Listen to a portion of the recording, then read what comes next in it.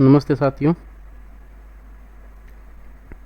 आज हम ईदगाह कहानी जो श्री प्रेमचंद जी द्वारा लिखित है उसके बारे में, उस कहानी का जो सारांश है वो पढ़ेंगे।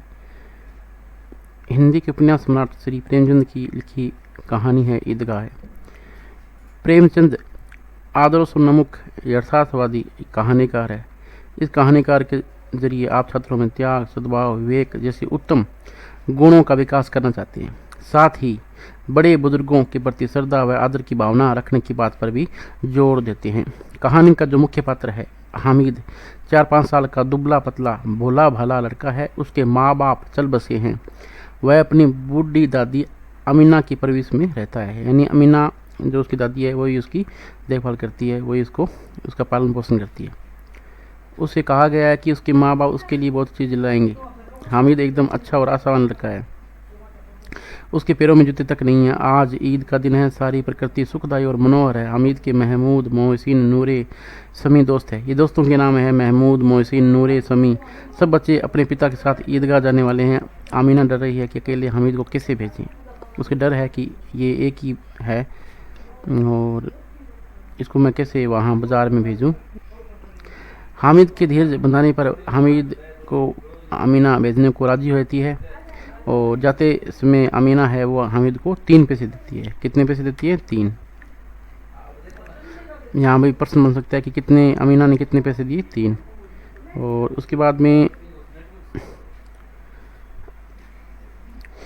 सब 3 कोस की दूरी पर स्थित ईदगाह पे चले जाते हैं। यानी वो ईदगाह थी वो उनके मकान से 3 कोस की दूरी पर थी। वहाँ नमाज की समाप्त होती है। सब बच्चे अपने मनपसंद खिलौने, मिठाइयाँ खरीद कर खुश रहते हैं।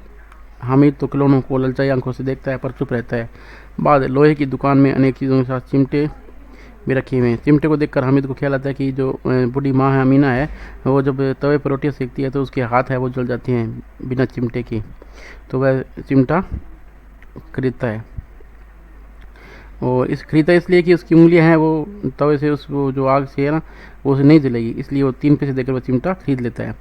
सब दोस्त उसका मजाक उड़ाते हैं कि हमने तो खिलौने लिए हैं और तुमने ये चिमटा लोहे का ले लिया, ये क्या काम आएगा, कोई काम नहीं आएगा। तो सब इस पर हंसते हैं। हामिद को इसकी परवाह नहीं करता। घर लौट कर दादी को चिमटा देता है तो पहले वह नाराज़ होती है, मगर जब हामिद बताता है कि तुम्हारी उंगलियां तवे से जल जाती है इसलिए मैंने ये चिमटा लिया है, यह सुनकर जो अमीना का जो क्रोध है वो स्नेह में बदल जाता है और वो हामिद के दिल के त्याग, सद्भाव, विवेक गुण से उसका जो अमीना का मन है वो गदगद हो जाता है और वह हामिद को अनेक दुआएं देती है और खुशी के आंसू बहाने लगती है।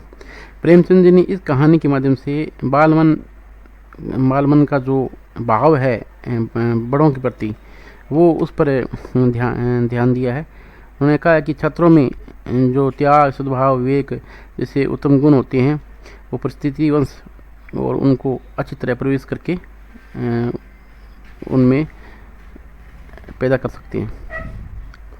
तो इसलिए कहानी है ईदगाह बहुत ही महत्वपूर्ण कहानी है प्रेमचंद जी की।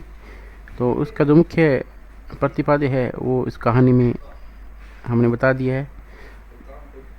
धन्यवाद आप सभी।